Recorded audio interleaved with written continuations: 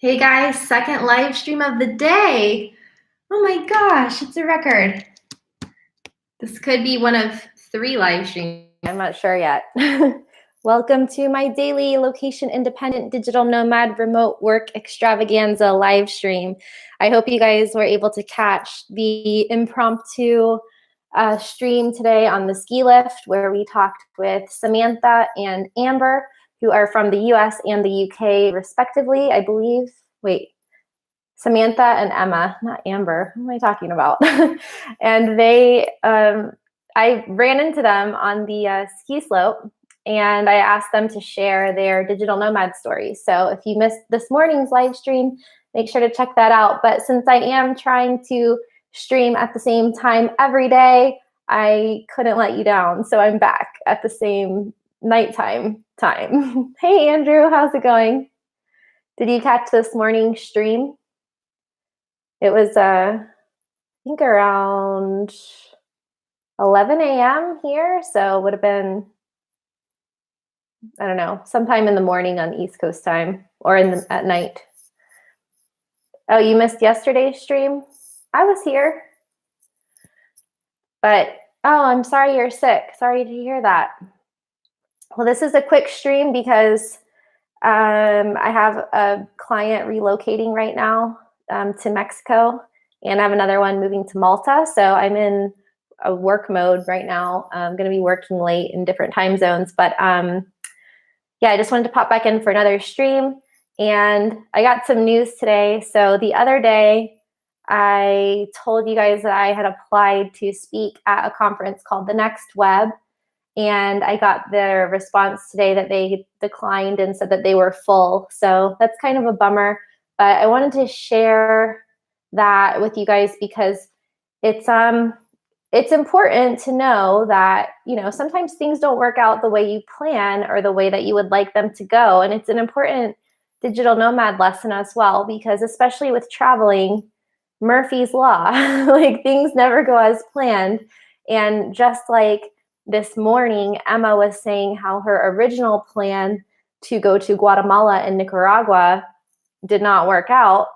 She ended up in Bansko, Bulgaria, which she really loves, and now she's buying a house with a farm to live here with her partner and like have kids and help the kids like grow up growing their own fruits and vegetables and things like that. So yeah, I mean, I applied to the Next Web because it seemed like the intersection of most of my interests. So they have tracks that you could apply to speak with or to speak at. So tracks like the future of work. Let me read them to you.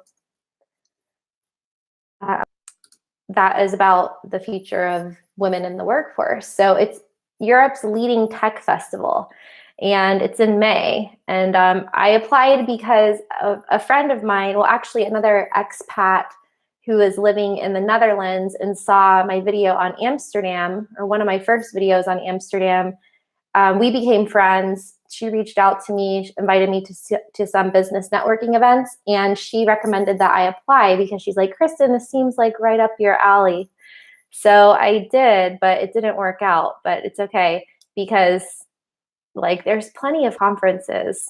I'll just apply again another year, or I'll just go anyway and listen to other speakers.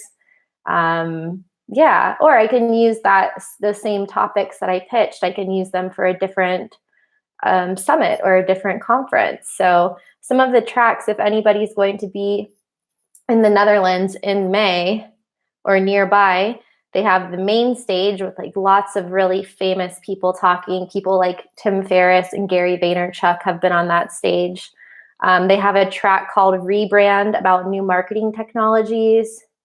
One about startups called Growth Quarters.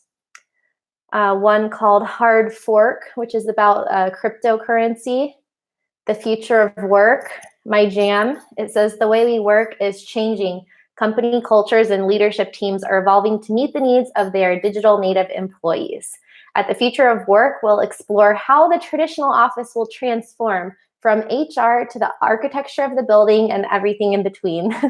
I would argue there won't be many buildings, many office buildings, but well, I'll have to contribute my opinion another time. They also have stuff about like products and new technologies, machine learning, checkout about e-commerce, Amazon, and the next Women's Summit. The future is female, especially in technology. At this one-day summit hosted by the Next Women, we're discussing the growing opportunities for women to work in a male-dominated industry. Join workshops and keynotes and get inspired. So I pitched to speak at that track because obviously that's something I'm really passionate about. And yeah, so I still want to go, but I actually have a wedding the same weekend. So a wedding in England or in Scotland. So I don't know if I'll be able to go. Obviously, if I was speaking, I would go, but it could complicate things if I just go for fun and I have to be at a wedding at the same time. So, hey, Ahmed. Yeah, Murphy's Law everywhere. Tech Lords, what's going on, guys?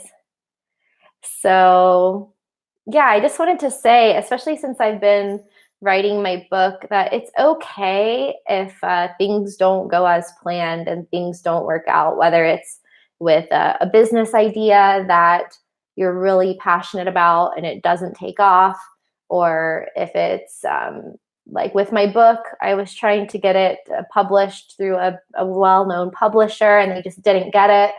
So I could have kept trying with different publishers, but I was like, let me just write the book and publish it myself and, you know, not worry about the publisher. Like that's kind of putting the cart before the horse. And yeah, I mean, you look at people like Gary Vaynerchuck, who are so influential and owns like a major media company and are speaking at these types of events, but Gary Vee 10 years ago wouldn't have been able to do a keynote there, for example. And I think this conference has been going on for over 10 years. So yeah, it's just a reminder to whatever you're interested in and whatever you're passionate about doing or whatever you feel called to do, just do it anyway. And you don't need anyone to validate it besides the people that you are doing it for. So, which in this case is you guys, my audience. So I hope that you like what I'm doing and what I'm talking about. But I do really enjoy speaking at conferences like the Nomad Summit and the Nomad Cruise. And that I feel like I'll definitely pitch and try to speak at other conferences in the future that are about topics like this, like the future of work and technology, that are things that I think are going to really, really change the world. So I think it's awesome that there are conferences like that. I had never heard of the Next Web before, but you guys know how much I love Amsterdam and the Netherlands. So the opportunity to speak at a tech conference in Amsterdam was like, I couldn't pass that up, but gave it my best shot and it is what it is. So, but that's that. Any questions today? Second live stream of the day, bringing it. Did you guys catch the Patreon, guys? I forgot. I'm gonna try to fit that in tonight.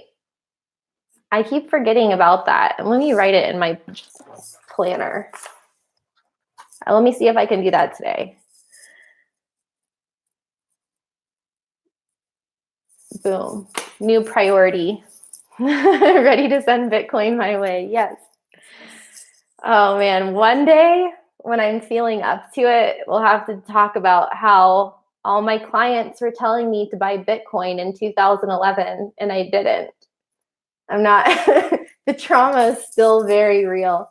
I don't know if I'll ever be ready to talk about it, but it's, you know, the best time to plant a tree was 10 years ago. The best time to buy Bitcoin was probably in 2010 or something. And the second best time is today, now, something. That's how it goes. The worst time to buy it is when it was $30,000 or whatever, 20,000. I don't know. Oh man. Well, at least some of my clients became multimillionaires from Bitcoin. So good for them. Good for them. I mean, if you're preaching to other people to buy Bitcoin in 2011, 2012, that's a visionary. I had no idea what they were talking about. I tried to understand it, but at the time, like, hindsight is 2020, obviously, but I just didn't really get it. Tech Lords is a crypto consultant. Well, hopefully you have some Bitcoin from back then, back in the day. It's amazing how much has changed in just a few years. But okay, all right, I'm gonna go finish my work and finish setting up my Patreon profile.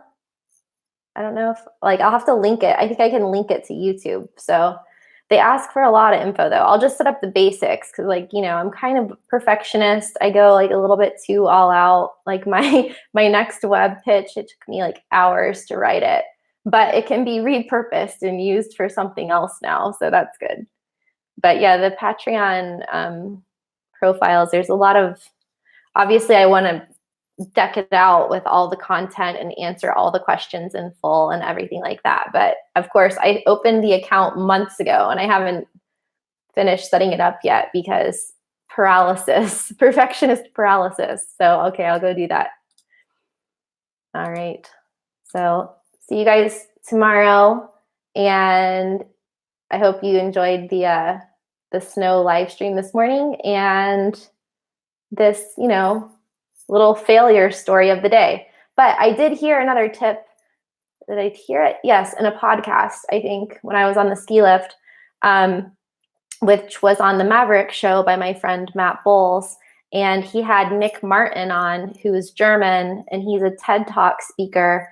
And he has been traveling for 6 or 7 years, I think. He's been to like 70 countries. And something that he said really resonated with me because I'm very much a believer that the educational system in most developed countries needs to be disrupted, overhauled, revamped. And Nick said something about that. And he was saying how from a very, very young age, from like preschool, we're taught that if we make a mistake, we get a bad grade or a bad mark, or we get points deducted or whatever. And if we don't make any mistakes and don't color out the lines and all of those things, then we get a star, or we get an A, or the teacher says good compliments and encouragement and whatever. And so that leads us to subconsciously think when we're older that mistakes are bad and that failure is bad. And he was saying he thinks that failure and success should be kind of on like the same page, or at least making mistakes should be on the same page as a learning experience or being successful at something. So I just really and let it roll and just keep going. So it's all good. All right, guys, have a great night and hasta mañana.